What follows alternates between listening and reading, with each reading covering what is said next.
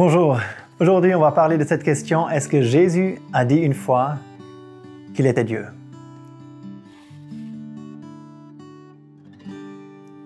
Souvent on me pose cette question, on me demande, montre-moi dans la Bible si Jésus a dit une fois quelque part qu'il était Dieu. Et cela semble être un argument très fort parce que si on doit répondre par non, alors apparemment c'est la preuve pour nous montrer que Jésus n'était justement pas Dieu. Mais est-ce que cet argument est vraiment un bon argument? Vous voyez, si je venais vers vous et que je disais Lionel Messi n'est pas un footballeur parce qu'il n'a jamais dit qu'il est un footballeur. J'ai cherché partout dans les journaux, sur Internet, dans les médias sociaux, il n'a jamais dit qu'il est un footballeur. Vous me diriez quoi? Vous me diriez, mais regarde ce qu'il fait. C'est un footballeur. Il joue au football, mais il faut juste regarder. Et vous avez totalement raison, bien sûr. Bien sûr qu'il est un footballeur, mais pas tellement parce qu'il a dit qu'il est un footballeur. Parce que même si on trouvait maintenant quelque part un article qui nous dit que quelque part il a dit « je suis un footballeur », ben c'est pas ça qui va nous convaincre. Ce qui nous convainc, c'est parce qu'il joue au football, parce qu'il fait ce que typiquement un footballeur fait. Et avec Jésus, c'est la même chose. En fait, il faut pas tellement chercher est-ce qu'il a dit « je suis Dieu ». Il faut regarder dans la Bible s'il a fait les choses que typiquement Dieu fait. Et là, j'aimerais vous montrer un petit passage en Matthieu 9. Il y aurait plein de passages en fait pour vous montrer qu'il a fait des choses que uniquement Dieu peut faire, mais j'aimerais prendre ce passage en Matthieu 9 parce qu'il y a plusieurs choses qui sont très intéressantes. En fait, il y a un paralytique qui est apporté à Jésus et Jésus lui dit « Aie bon courage mon enfant, tes péchés sont pardonnés. » Et sur cela, il y avait des scribes qui dirent « Cet homme blasphème ». Pourquoi c'était du blasphème? Parce que qui peut pardonner les péchés à part Dieu? Donc si Jésus ici pardonne les péchés, ça veut dire qu'il se prenait pour Dieu. Exactement. Et pour les scribes qui ne croyaient pas en Jésus, c'était un blasphème. Ensuite, ça continue. Jésus, voyant leurs pensées, dit, donc ça c'est de nouveau très intéressant, Jésus voyait leurs pensées, il voyait les pensées. Donc ils n'avaient même pas encore parlé, mais Jésus voyait les pensées, et leur dit, pourquoi pensez-vous du mal dans vos cœurs? Qui peut voir les pensées? Seulement celui qui est omniscient, qui sait tout. Personne d'autre peut voir les pensées. Vous ne pouvez pas voir ce que je pense actuellement. Moi, je ne peux pas voir ce que vous pensez actuellement. Jésus pouvait le faire. Mais ça, c'est un attribut que seulement Dieu peut faire. Et il leur répond à leurs questions, même qu'ils n'avaient pas encore posé la question d'une manière audible, mais c'était seulement dans leur cœur, dans leurs pensées. Et ensuite, il leur dit, lequel est plus facile de dire tes péchés sont pardonnés ou de dire lève-toi et marche. Et maintenant, il fait un argument intéressant. Donc, il dit, c'est quoi ce qui est plus facile de pardonner les péchés ou bien de dire maintenant à cette personne qui était paralytique, lève-toi et marche. C'est un peu spécial ce qu'il demande ici, mais ça va être maintenant plus clair si on lit le verset 6. Parce que là, il argumente de la telle manière. Or, afin que vous sachiez que le Fils de l'homme a le pouvoir sur la terre de pardonner les péchés, alors il dit au paralytique, lève-toi, prends ton lit et va dans ta maison. Donc il leur dit, pour que vous compreniez que moi je peux pardonner les péchés, donc autrement que moi je suis Dieu, je vais vous montrer pourquoi je peux pardonner les péchés et pourquoi je suis Dieu. Parce que je suis aussi celui qui a le pouvoir sur les maladies. Parce que je suis celui qui peut guérir les gens. Et il guérit cette personne. Et je sais bien qu'il y a d'autres qui ont fait des guérisons. Je sais. Mais le nombre de guérisons que Jésus a fait est largement supérieur à tout ce qu'on peut voir dans l'Ancien Testament et puis aussi dans le Nouveau Testament, les miracles qui ont été faits. Jésus a fait un nombre innombrable de guérison. Si on va en fait dans l'évangile de Jean, à la fin, il est dit au chapitre 20 d'abord déjà, que Jésus donc fit aussi devant les disciples beaucoup d'autres miracles qui ne sont pas écrits dans ce livre. Et puis à la fin, tout à la fin, le dernier verset de l'évangile de Jean, au chapitre 21, il est dit, il y a aussi plusieurs autres choses que Jésus a fait, lesquelles si elles étaient écrites une à une, je ne pense pas que le monde même puisse contenir les livres qui seraient écrits. Donc il n'y aurait pas assez de livres, c'est que le monde n'est pas assez grand pour mettre tous les livres dedans. Jésus a fait une quantité invraisemblable de miracles, de choses que uniquement Dieu, typiquement, peut faire. Et ensuite, on voit encore quelque chose d'autre. C'est qu'il s'appelle Fils de l'homme ici. Et là, j'aimerais juste maintenant faire un tout petit résumé avant qu'on parle de cela. Donc, on voit que d'une part, il part dans les péchés. Donc, ça, c'est typiquement seulement quelque chose que Dieu peut faire. Il est tout puissant. Il est plus puissant que la maladie. Et puis, on voit si on avait le temps, on pourrait regarder maintenant dans d'autres passages de la Bible qu'il a marché sur l'eau, il a changé l'eau en vin. Donc, il était au-dessus des lois physiques. Il était omniscient, il connaissait toutes choses, il a guéri des gens à distance, il savait à distance sans que quelqu'un lui dise que quelqu'un qui était totalement ailleurs était malade. Donc il était omniscient, c'est aussi typiquement un attribut de Dieu. Mais on voit aussi dans cette histoire qu'il avait de l'amour. La parole nous dit aussi que Dieu est amour. Et on voit qu'il a la compassion pour cet homme qui était malade. La Bible nous dit qu'il allait de lieu en lieu faisant du bien.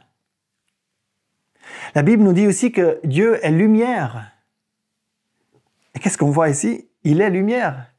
Il voit les pensées des autres. Donc on voit qu'ici, dans cette petite histoire déjà, que Jésus fait typiquement ce que Dieu fait. Qu'il a typiquement ses attributs, ses traits de caractère de Dieu. Et maintenant, on vient vers quelque chose de très intéressant. C'est qu'il s'appelle le Fils de l'homme. Le Fils de l'homme dans le verset 6. Et des fois, il parle du Fils de l'homme en parlant de lui-même, parfois aussi du Fils de Dieu. Et c'est très intéressant parce que ces deux choses nous montrent aussi qu'il est Dieu. Vous voyez, dans la Bible, et ça c'est très important particulièrement pour les musulmans, parce que souvent cette question est aussi posée par les musulmans, et je parle volontiers avec vous, c'est que Fils de quelque chose dans la Bible veut pas seulement dire qu'on descend de celui dont on est fils. Par exemple, dans la Bible, on peut aussi lire qu'on est les enfants avant la conversion, les enfants de colère. Alors on comprend bien que la colère, on peut pas descendre de la colère. On est aussi appelé, si on est incrédule, des fils de la désobéissance. On comprend là aussi qu'on peut pas avoir comme père la désobéissance. Mais on peut porter le caractère de celui qui est désobéissant, de celui qui mérite la colère. En Jean 8 aussi, Jésus dit à des gens qu'ils ont comme père le diable. Pourquoi? Parce que le diable est menteur. Et parce qu'il disait des mensonges. Donc, il portait ce même caractère du diable. Ça ne veut pas dire que le diable était marié avec quelqu'un et qu'ils sont descendus du diable, qu'ils sont la descendance du diable, qu'ils sont physiquement nés de la femme du diable. Ça n'a rien à faire avec cela. Et dans le même sens, fils de l'homme ne veut pas toujours dire qu'on descend d'un homme. Cela veut aussi dire cela, mais pas toujours. Comme si on dit qu'on est fils de Dieu, cela ne veut pas dire qu'on descend de Dieu, qu'on est la descendance de Dieu, qu'on est né de Dieu. Alors cela veut aussi dire des fois cela, mais pas toujours. Et ça, c'est quelque chose de très important de comprendre avec la parole de Dieu. Qu'il faut voir la parole comme en tout. Il faut pas seulement voir juste le verset dans son contexte, mais toute la parole. La somme de ta parole est la vérité. Psaume 119 nous dit cela. Et ça, c'est très important. Donc, il faut vraiment comprendre la pensée de Dieu en lisant vraiment toute la parole. Maintenant, on comprend bien qu'on ne peut pas toujours tout lire, on n'a pas tout en tête, mais plus on lit, plus on va comprendre ces choses.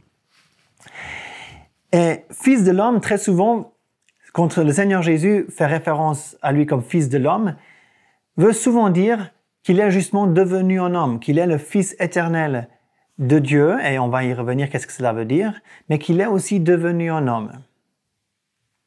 Et Fils de Dieu veut pas dire qu'il descend de Dieu, qu'il est la descendance de Dieu, que Dieu il y a eu un mariage dans le ciel ou quelque chose comme ça. Ça n'a absolument rien à faire avec cela. Mais il porte les mêmes caractères. Comme avec la désobéissance de celui qui est désobéissant, le fils de désobéissance porte les mêmes caractères de la désobéissance. De la même manière, celui qui est le Fils de Dieu porte les mêmes caractères ou a la même nature que Dieu. Okay? Si moi j'ai un fils, mon fils va toujours être un homme, par exemple. Mon fils ne peut pas être un animal, parce qu'il est mon fils, parce que moi je suis homme aussi. Donc s'il y a ce lien, il doit nécessairement être de la même nature. Alors, il y a la nature divine, il y a la nature humaine et il y a la nature des animaux. Les hommes ne sont pas des animaux. Hein? Et de la même manière, le Fils de Dieu aura toujours la même nature que Dieu lui-même, parce qu'il est Fils de Dieu. Donc lorsque le Seigneur Jésus disait qu'il était le Fils de Dieu, que lorsqu'il affirmait ces choses, et puis je vais vous montrer un passage aussi dans la Bible qui nous montre qu'il a dit cela, cela voulait dire qu'il était aussi Dieu. Et les gens, à l'époque, ils ont clairement compris cela. Ils disaient que c'était du blasphème. C'est pour cela que Jésus-Christ a été crucifié. C'est pour cela que les Juifs l'ont mis finalement à la croix. Parce qu'il s'est pris, parce qu'il a dit de lui-même, parce qu'il a montré par ce qu'il disait, par ce qu'il faisait, qu'il était Dieu. Mais le Fils de l'homme donc a d'une part cette connotation, ou bien faut avoir cette compréhension que oui, en effet, qu'il est devenu un homme, mais il y a aussi des références dans l'Ancien Testament, des prophéties en fait qui nous parlaient déjà de Dieu, et en particulièrement en Daniel 7, il y a une référence qui est très très intéressante, où il est justement parlé du Fils de l'homme, et on voit en fait là que c'était Dieu qui allait juger Israël, mais qui va de toute manière être le juge de ce monde aussi. Et il y a cette référence du Fils de l'homme aussi, à qui on doit donner l'honneur, qui a le gouvernement, qu'on doit servir, etc. Donc, à qui on doit apporter ce qu'on fait typiquement à Dieu. Et les gens qui écoutaient ici, ils connaissaient toutes ces choses, ils connaissaient ces prophéties. Ça se trouve donc dans Daniel 7. Mais si maintenant on va dans Marc, et dans Marc au chapitre 14, nous allons voir quelque chose que Jésus justement il fait référence à ce passage de Daniel 7. Et là on lui demande deux choses. Donc c'est juste avant sa crucifixion. Le souverain sacrificateur l'interrogea encore et lui dit, « Toi, tu es le Christ, le Fils du béni. Donc, est-ce que tu es le Fils de Dieu ?» Et Jésus dit, « Je le suis. » Il dit, « Oui, je suis le Fils de Dieu. » Et vous verrez le Fils de l'homme, maintenant justement il parle du Fils de l'homme, il continue, « Assis à la droite de la puissance et venant avec les nuées du ciel. » Et ça, justement, c'est une référence à Daniel 7. Ce que je vous ai dit, où on voit justement le jugement de Dieu. Et lorsqu'il dit cela, le souverain sacrificateur, ayant déchiré ses vêtements, dit, « Qu'avons-nous encore besoin de témoins? Vous avez ouï le blasphème. » Donc, au moment où il dit cela, pour eux c'est très très clair, il a blasphémé, il est digne de mort, le blasphème il devait mourir pour cela. Et c'est pour cela finalement que de leur côté, ils ont crucifié et tué le Seigneur Jésus. Donc, le titre de Fils de l'homme, qu'on voit beaucoup en fait dans le Nouveau Testament, nous parle aussi, à cause de cette prophétie de Daniel 7, que en fait c'était Dieu. Parce que dans Daniel 7, le Fils de l'homme qu'on voit là est Dieu, est clairement Dieu. Et donc, le Seigneur Jésus, dans sa vie, d'une part, a montré par ce qu'il fait qu'il est Dieu, mais aussi par ce qu'il a dit. Et en fait, ce qu'on pense très souvent, c'est que nous, ce qu'on croit en fait, c'est que les gens à l'époque, ils n'ont pas très bien compris le Seigneur Jésus. Qu'ils disaient, c'est vous qui dites cela. Mais ces gens-là, faut juste pas oublier, ils avaient lu, ils connaissaient parfaitement la Torah, ils connaissaient parfaitement l'Ancien Testament. Ils l'apprenaient juste par cœur. C'est pas nous qui allions leur apprendre ce que ça voulait dire, etc. Ils connaissaient très très bien ces passages. Ils n'ont pas du tout mal compris le Seigneur Jésus, ils ont juste beaucoup mieux compris ce que le Seigneur Jésus voulait dire que nous aujourd'hui. Et c'est à cause de cela qu'ils étaient outrés, qu'ils ont dit que c'était un blasphème et qu'ils l'ont tué. Mais pour nous maintenant, qu'est-ce que cela veut dire? Si le Seigneur Jésus est Dieu, eh bien ça veut dire qu'il était parfait. Et s'il est parfait, eh bien son œuvre à la croix, où il s'est laissé faire, où il a laissé faire les Juifs de se mettre à la croix, Alors cette œuvre est vraiment une œuvre magnifique parce que s'il est vraiment Dieu et qu'il est parfait, ça veut aussi dire qu'il a pu payer à notre place. Personne d'autre aurait pu le faire. Seulement quelqu'un qui est véritablement parfait, qui n'a pas de problème, qui n'a pas de péché, pouvait mourir pour nos péchés. Et le Seigneur Jésus, il est Dieu, mais il est devenu un homme. La Bible nous dit aussi, c'est un mystère. Totalement le comprendre, c'est très difficile. De comprendre que dans cette personne, il y avait d'un côté, il était totalement Dieu et de l'autre côté aussi totalement homme. C'est difficile à comprendre, je comprends. Mais c'est la vérité, c'est ce que la Bible nous montre. Et c'est seulement dans cette chose-là, dans cette vérité-là, qu'on peut vraiment trouver l'espoir. Parce que justement, comme j'ai dit, s'il a payé nos péchés, il devait être parfait. Et personne d'autre, à part Dieu, est parfait. Alors j'espère que ça vous aide. Et si vous avez des questions, posez-les dans les commentaires ou allez sur notre site et contactez-nous. À bientôt.